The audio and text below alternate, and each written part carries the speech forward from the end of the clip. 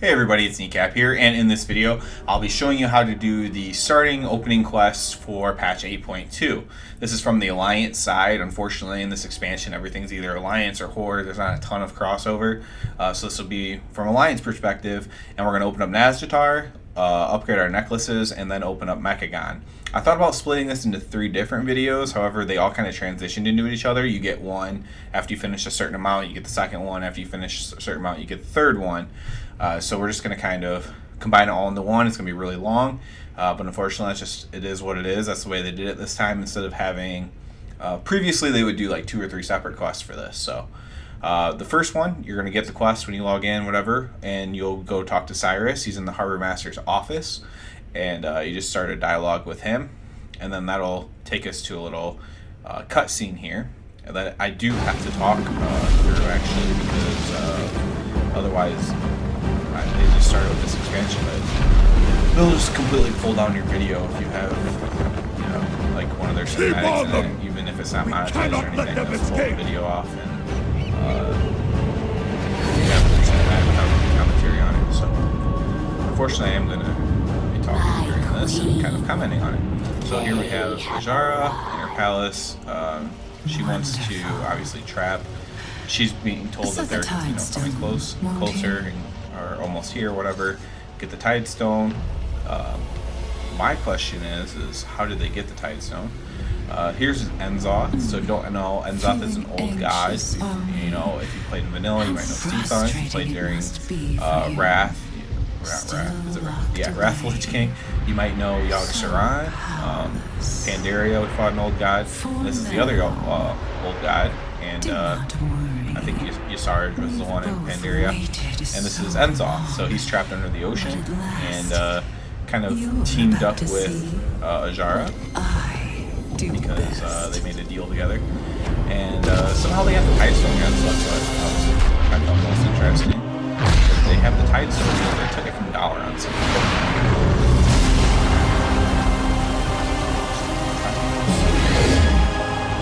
So they split the sea with the Tide Stone and the ships, and the fleets are going to not be able to go back in time. Set the sails! Set the sails! We can't escape!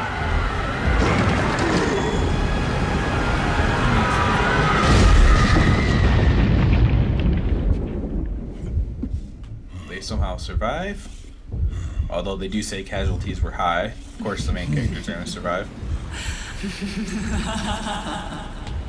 Welcome to Nazjatar.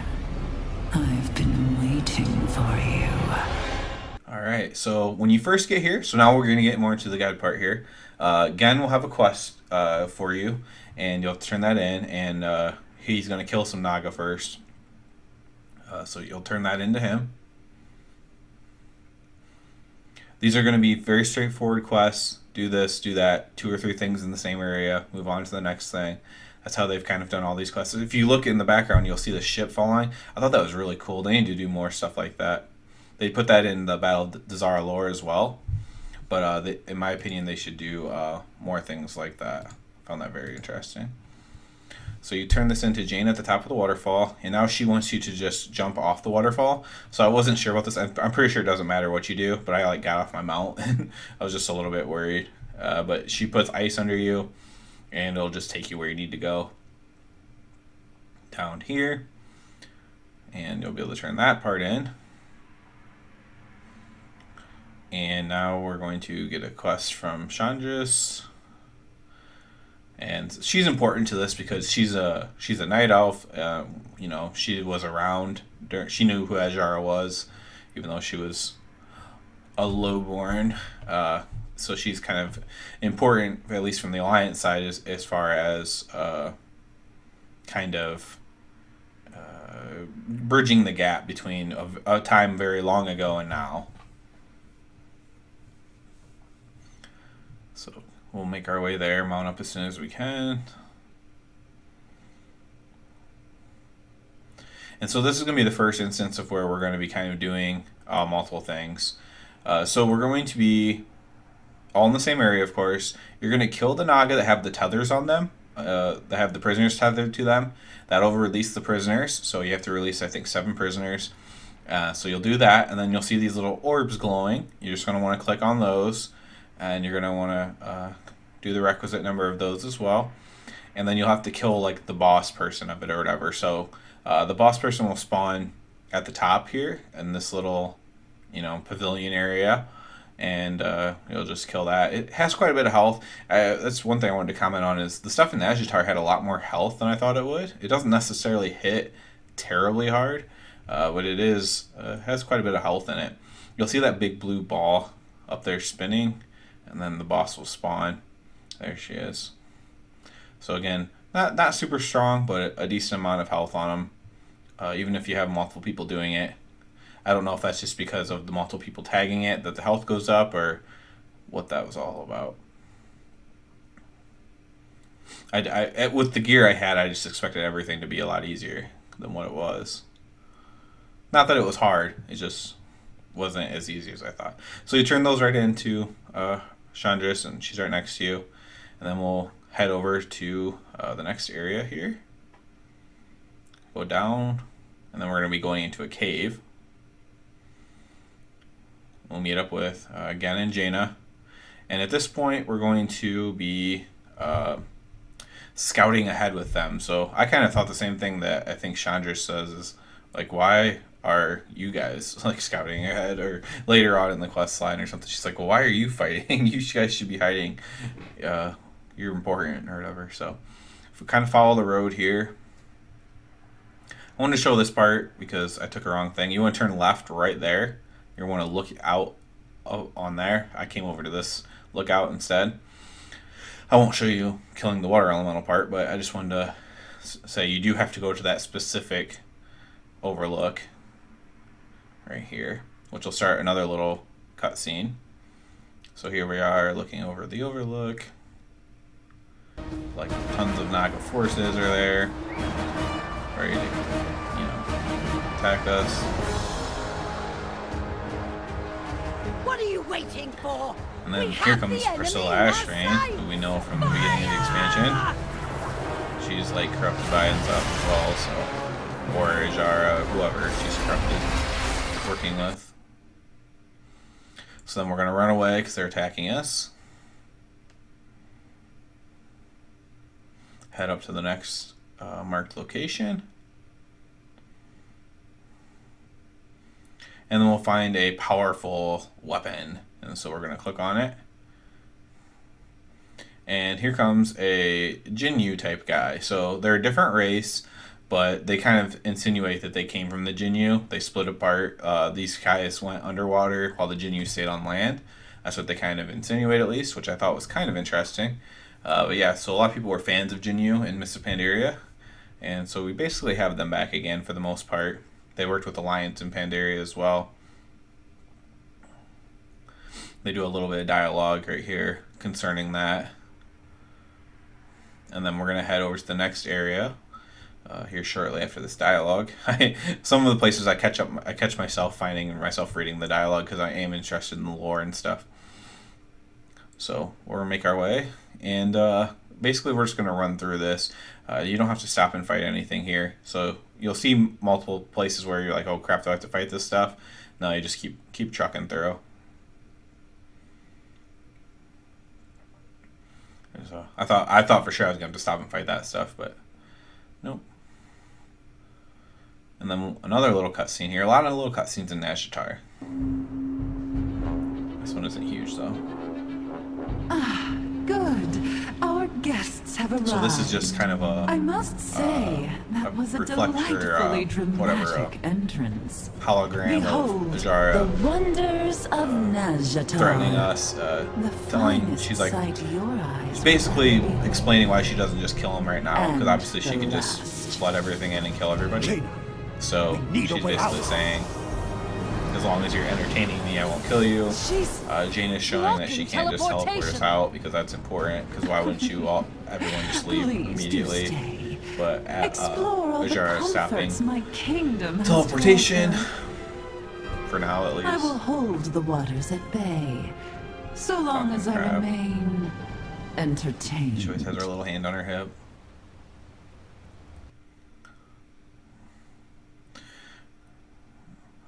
then he insinuates that she did it for a reason. There's a reason why we're here. If otherwise, she would have just tried to kill you or whatever. There's more reason than just her entertainment, basically. So here we are at Mesomir. This is going to be the main town hub for Alliance. And this is going to be where Gen and Jaina hold out at. You do have to wait for them to walk into place. They don't just kind of teleport there.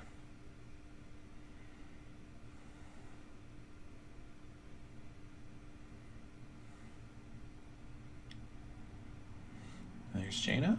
And we'll turn that part in, and we'll... now we're going to open up a portal to Borealis. So we said before we couldn't teleport. Now, supposedly with the Heart of Azeroth, our necklace, with using that, it'll allow us to open up a portal, helping her. Which we've used power before to help channel portals and stuff in quests, but just kind of silly to me that this necklace can do almost anything. It's like, oh, it'll just use our necklace power. But so you'll go over here again. You have to. There's a lot of role playing in this, and it makes it slow. It's what makes the video so long. But so now we have a portal open, which is good. You can get to Borealis very easily. You have to wait for Jaina to get back into place once again.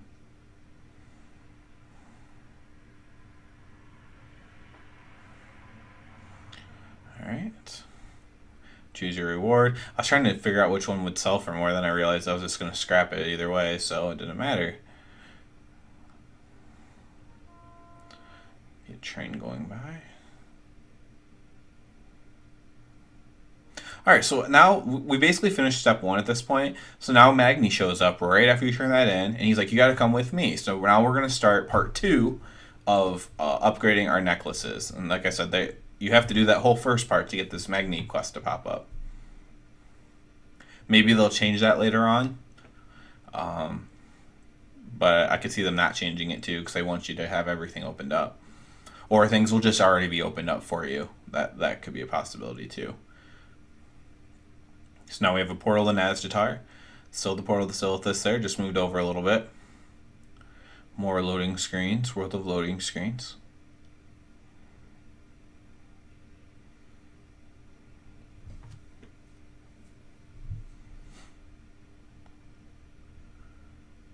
This one took a lot longer than I remembered. I would have normally cut this one out if it's not almost instant.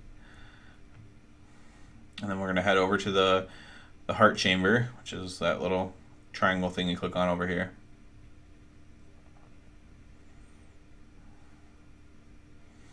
Here we are. More loading screens. Hooray. There we go. So this was super laggy. This is, I have to preface this by saying this is right when it came out, so there's a lot of people on and playing. So you go talk to Magni, and now we're gonna have to talk to Mother. If you don't remember, she's here because of Oldir. It's been a while since we've been here. Talk to her. I'll have a little bit of a thing here, and now this is actually really. I didn't even keep this cutscene in because it was just kind of annoying to me. It's just a Mother kind of. I don't like the voice acting for it, frankly. So I took this part out and didn't even bother. But she goes through and explains. Basically, they had to put this in because have essences on our Heart of Azeroth now because people complained about the old heart of the necklace mechanics, which was well founded. Mentions that it's going to be the same idea as bestowing the dragons with powers. You're going to bestow your necklace with powers, trying to make that storyline work or whatever. So now you'll get a quest from her, and then you can click quest there.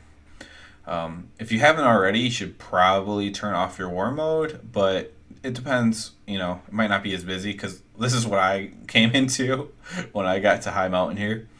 So it was, as you can see, just, I don't know, 100 horde there camping. killing anything they see, so that was not a good time. So I actually had to Hearthstone back, turn off war mode, then come back. If you do have to do that for some reason, you can actually talk to Mother again, and she'll take you right back here again. You don't have to like go back to Dalaran or anything and fly here. You can just talk to her again. So we're going to talk to Ebonhorn. If you don't remember, Ebonhorn is kind of Deathwing's kin or whatever. So we also have the Black Prince, which is related to Deathwing, and his emissaries make appearance here too. So we'll talk to Navarog. He'll teleport us inside into the Deathwing instance from Legion, and talk to Ebonhorn.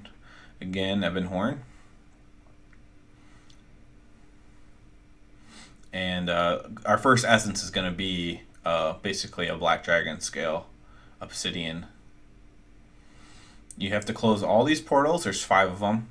So you go to each one and close them off. The same way you do it in like an island expedition or anywhere where you close off, where you use your the world quests, where you use your heart to absorb. One thing to note is if you kill these things, so the last guy has a decent amount of health, similar to some of the things in Nazjatar. So if you kill these things, so I only killed them because I aggroed them, but if you kill these things, they'll drop these Azerite pieces on the ground, and those will actually give you a buff that increases your damage done. So if you just want to kill everything and grab the damage buffs, that could be beneficial to you. If you have really good gear, then there's definitely no need for it, but it definitely wouldn't hurt you. I think it's 10% for each one you grab, so extra damage. So you close off the last portal. You'll be able to turn that in, get a little bit of Azerite power, and now you have to defeat the big Earth Elemental. He's just kind of chilling back there. You get close enough to him that it engages his dialogue and more role-playing. A lot of role-playing. And then he's going to walk down, and we'll start a battle here soon. And again, he has a lot of health. It doesn't do a ton of damage though, which is good. He starts the fight with a big kick, and other than that, you just try not to stand in anything, and he shouldn't hurt you too bad. Just a ton of health is all he has.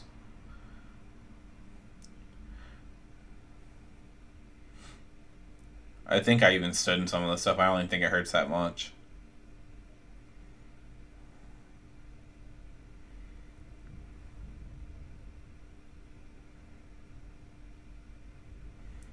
We'll finish him off. When he's done, he'll come set the thing down for you. Even with an animation of setting it down. Blizzard's getting pretty slick there. It's a joke, but it's also kind of true. Because typically don't do that. So then you'll be able to turn that part of the quest in. And now we're going to escape out of here. And Navarog's going to have a little escape plan for us up here. So follow Ebonhorn. You can see him up there on top. So you see a yellow, the yellow text over the character name up there. That's actually, I wanted to get into this a little bit. That's actually an emissary of the Black Prince. You may have encountered one of these if you got the scale from Island Expeditions. And basically, we don't know for sure what's going on with this, but one of the hints in Legion is that the Boy King will tell 3 lies, and a lot of people thought maybe it was Anduin, and it still could be Anduin. However, since the Black Prince, that could be referred to as a Boy King as well, and so it could be basically Deathwing's son who calls himself the Black Prince, has something to do with everything as well. So that's interesting, and you'll also see, you can find one of those guys in Nazjatar as well, one of those emissaries of the Black Prince. So at this point, you're going to want to just hearth back and head back to, I believe, Nazjatar. However, because I said I used my Hearthstone earlier, I couldn't do that. I had to actually take a portal back, which was annoying. But yeah, you can probably just hearth back at this point. Oh, not Nazjatar. We're going back to the Chamber of Heart first. So you're just heading back to the Chamber of Heart, which you can go, again, take the portal to Silithus, and then into the Chamber of Heart. Turn it into Magni. Magni and Ebonhorn will have a little bit of a discussion. You talk to Mother. Then you have to select the dialogue with her. And now she's going to, we're going to basically upgrade her next to where now we can look at all our essences. Even the ones we don't have, we can kind of look and see what they are. She's empowering the Heart Forge. There we go. Then we have to go turn that in, I believe.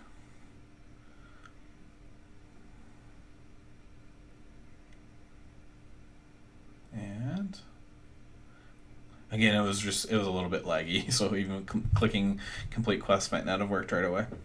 So now we need to go stand on it, and this, again, it took a while for mine to load, but I'm sure it's a lot faster otherwise.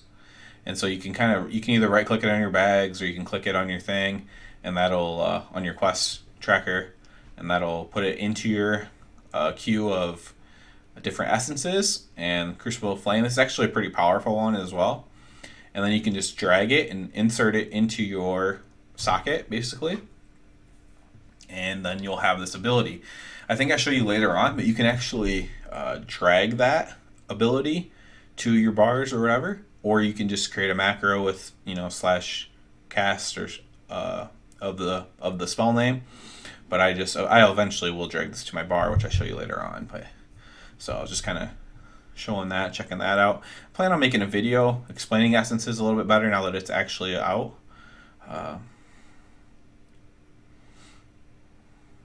At the very least for Ret Paladins, as that's what I play.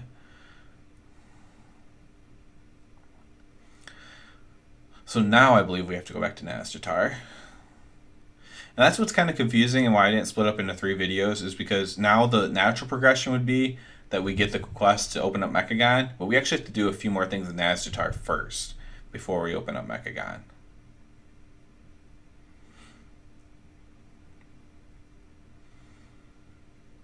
So I thought that was a little bit odd choice by them, and that's the part 1 to part 2 isn't too bad of a transition, but this part 2 to part 3 is a little bit odd.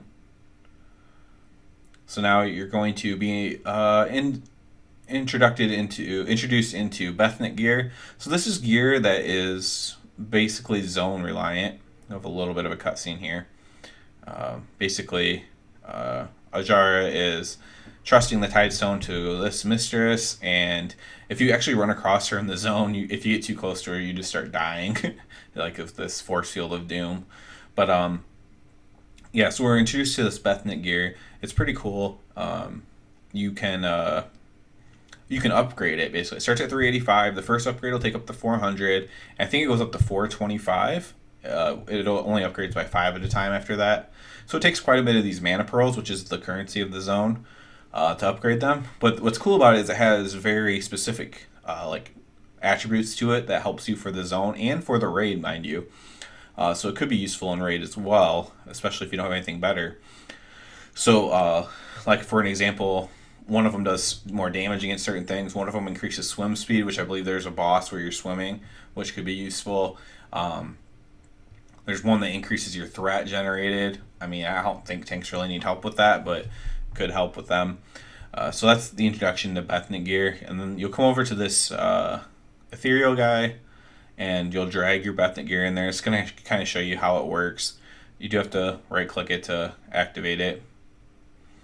So these pants increase my size when I'm in this zone or in the raid. That's what its special little attribute is, which is, again, it's kind of neat. That one's not super helpful, but it can be cool. And then you upgrade it, and that's just kind of showing you how to do it. It does take those mana pearls to do it, so you don't want to... There's some more important stuff you might want to spend it on right away, but eventually I would hope to have like a whole set of this gear and to do like my world quests and stuff or something. At least until I was exalted. So we're going to grab the quests here, because we do have to do these. Well, I mean, you don't have to do the PvP quest, but... So if you do the PvP quest, you'll get a essence. And of course, I still have my war mode off from earlier. Eventually, I'll turn it back on, but it was a little bit too hectic this first day. I couldn't help myself. I was checking out the vendors and whatnot.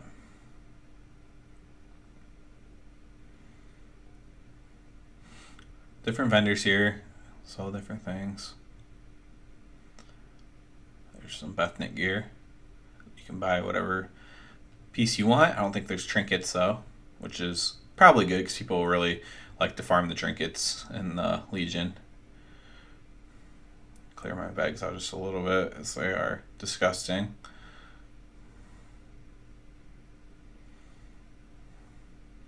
Okay, so on to do the quest that we need to do, and it's pretty close by, and I'm just gonna jump down. You might want to take the ramp if you have no way to immunity or glide or anything like that. You can see a ramp to my left. I mean, it's not even that much time saver to jump, but it is a little bit of a time saver. We'll head down the ramp here, and we will find this guy. Complete that, and we'll get 2 quests from him. So these quests, one's to kill like a boss, and the other one is to soothe these raging tide elementals. You can see one running around to my right there, and I will show you how to do that. But first, we're gonna go over to where the boss is, or I guess the objective is to free the guy, but we have to kill the little boss guy to free the guy. Again, a lot of health. Again, it might just be because there's multiple people hitting it, but I guess you just get so used to having this gear to where, like in doing world quests, you just pretty much destroy everything that's not like elite or whatever. And then you get here and the stuff has a lot more health. Makes sense though, it's new content. It is stunnable, all that kind of stuff. Again, the damage is low, it's just a lot of health.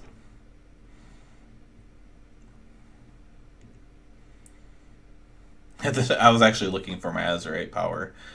I didn't know exactly how to access it at this point. So you loot the key, and then you can open the cage and free. And now we're gonna do these tide elementals. So here's what I said I was gonna show you. But so if you shift right click your necklace, you can now look at all your essences. You can't change them unless you're in arrested areas, like an inn or a city. I think you can do it in an inn, but definitely all cities, you can change your essences and whatnot. You can also just drag your major power into the bar. Something a good time to point out, they have major powers and minor powers, so on use and a passive, and so you definitely want the on use on your bar somewhere, or keybound, and whatever way you do it. So we're going to find a raging tide elemental. They'll be a lot more abundant when it's not like the first day, so you won't have to look quite as hard as I did. A little bit of a mining node here, not necessary. Giant crab, not necessary. Tide elemental, necessary. There we go. So this same general rule applies. It's usually about 50% or so you can use the items either in your bags or on your quest tracker, and about 60% I believe is when you can use it, but you can wait till 50, whatever, and you just need to do that to 8 of them. Very simple, very straightforward. You'll turn these quests back in at Mezzamir, so how we jumped down before, you just take the ramp right back up, basically exactly where you came from, just follow your steps back. I didn't show all of it because it should be self-explanatory, because we just came from here. So you turn that in, and now you'll have another quest right here. Takes a little bit to load, and we're going to head up there, and we have to kill some Naga.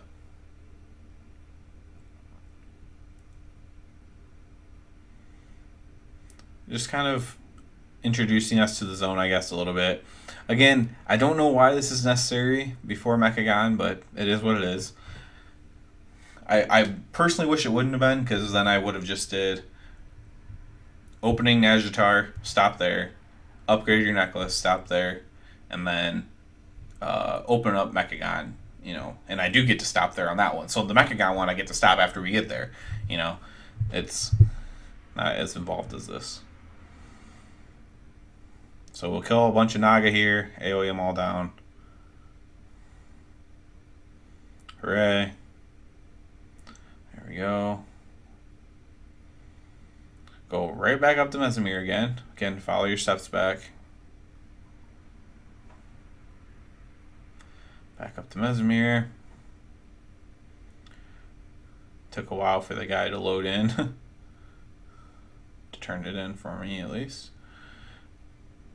Okay, so now you'll see a bunch of quests pop up, but the most important one is the Mechagon quest. So this gnome will pop up right there. Tankmaster Overspark's assistant. Grab that quest, and you can actually head back to Browse at this point. I personally went around and collected all the quests first. That's just kind of my prerogative. But at that point, you can head right back to Borealis and skip ahead a little bit in the video if you like, because I'm just picking up all these quests. I was trying to remember everything basically because I didn't want to be like, oh crap, there's quests I have to do there. So you go back to Borealis, go to the flight path, and that's where you'll find Tankmaster Overspark. I believe he's like the engineering trainer in Ironforge or something like that, and he's I'm sure he's made other appearances as well. He's also a card in the Hearthstone game, and I called this months ago, but Mechagon. It has to do with this vault that you find here in Terrorguard Sound. You might have done a world quest here before. You may have done the actual quest here. There was a quest here just in leveling up. So I kind of figured this was going to be the case, and I ended up being proven right by this. Not saying I'm Nostradamus or anything, but it just seemed like it was going to fit in correctly. I was just wondering, why the hell is this vault door here? And another cool thing is people kind of made a joke that Mechagon looked like Fallout. And we'll see here as we turn in this quest that the vault door actually opens very similar to Fallout as well. If you've ever played Fallout games, you'll kind of understand that.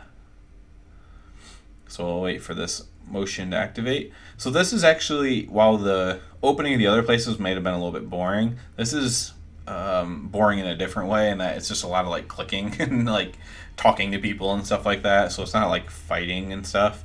It's just a lot of silliness, really. So you have to go through a lot of role playing here. Typical gnomes cheering themselves on. We have a couple dwarves, we have a night elf, we have a human. Everybody getting to work, trying to figure out this technology.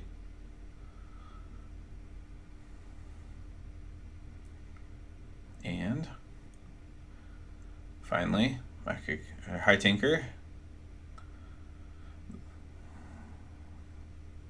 There we go. That was way too long. Alright. So the first thing we're going to do is come over here and click this and basically like pound it until it works. You've done it. And now we're going to go over to this power pylon and get that working magically. Which then we can click on the miniature one next to it. And again, in true Fallout fashion, if you played Fallout 4 or Fallout 76, we're going to connect the power together. So you go over here to this power pylon on the ramp. And just simply click it once you're close enough. And then we'll go back to the big power pylon. And it's hard for me to believe that this is originally how it was hooked up, because I don't know why you'd have a power line cutting across the room, but... And now we have it all powered up, energized.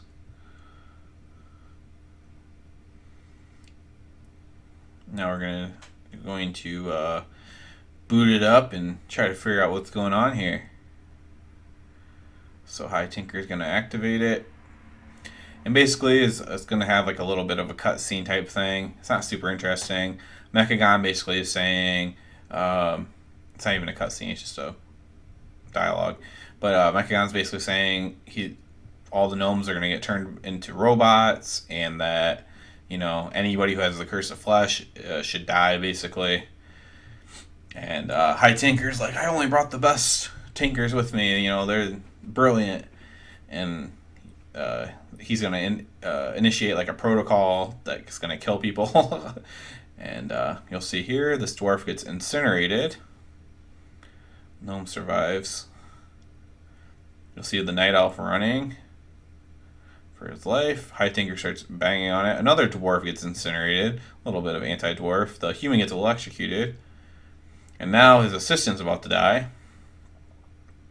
And he's able to turn it off just in time, in true movie fashion. And then we'll turn that in. And now we need to go back to Borealis. So at this point, you can hearth back to Borealis, and we're going to go right back to the flight path once again. Once we're here, we're going to start recruiting a team, and we're actually almost done, thank goodness. Or we're going to recruit a team to go to Mechagon. So accept that quest, and we'll head down here. If you don't remember, or maybe you didn't even do the quest, but you could have done a quest to find this girl in Tenaris and assist her, and then they would end up going to Oldham or something like that. Take a left when you take up that little rope up to here, and she'll be in here. It's called the safe house for whatever reason. And then you don't want to click the T, you want to recruit her in. She says there's one catch, you have to invite I don't know if it's like her boyfriend or husband or whatever, but she's involved with a goblin. So it's a gnome goblin forbidden romance here. Come up here and invite the goblin to join. So we have the first two members of our team, if you will. And now we will head up to the northern bridge that leaves the town, and we're going to recruit a pilot or a captain to lead the voyage to Mechagon, I guess you could call it, or Mechagon Island. Go through the Estuarine docks, and he'll just be working out here. You'll recruit him. And then we'll just head a little bit southwest. You can just follow the bridge and go to the actual nicer stone bridge over there. And that's where we'll meet everyone up and begin our actual voyage. What's nice about this one compared to the Nazjatar and everything is, again, you don't have to do a lot of fighting. And the walking is very short. Like, you don't have to, it's not a ton of work, frankly. It's a lot easier, the opening of Mechagon. So now that we're here, we can turn this quest into the assistant lady. We have a little bit of dialogue going there, explaining that, trying to convince him that the goblin is a gnome, basically. We'll accept that quest. You can hop right into the helicopter, and you actually will fly all the way there. There'll be dialogue to go through if you are interested in that, and you'll fly all the way to Mechagon, which is basically west of Stormsong. So it is in Koltir, so we have a flight path there, whereas we have a portal to Nazjatar. You'll take a flight path here the same way that you would take a flight path to Bernadan or to somewhere in Drustvar. You'll get shot down. Here's the loading screen for Mechagon, and we're basically almost done now, so that's good. We'll turn in the quest here. You find out that the goblin and girlfriend went ahead, and we're going to head up there. And this is going to be the little resistance town, Rustbolt. And what you'll find out is that Rustbolt's fighting. So yeah, luckily I get to stop this one right here because, it's open. There's a lot of stuff to do here still, just like there's more stuff to do in Nazjatar. However, this is just for the opening of it. I plan on putting out guides on how to do certain things, how to use certain things in Mechagon, how to do certain things in Nazjatar from there. But that's it for this one. Super long. Please subscribe. If the video helped you out at all, it helps me out a lot. And everybody, have a good one.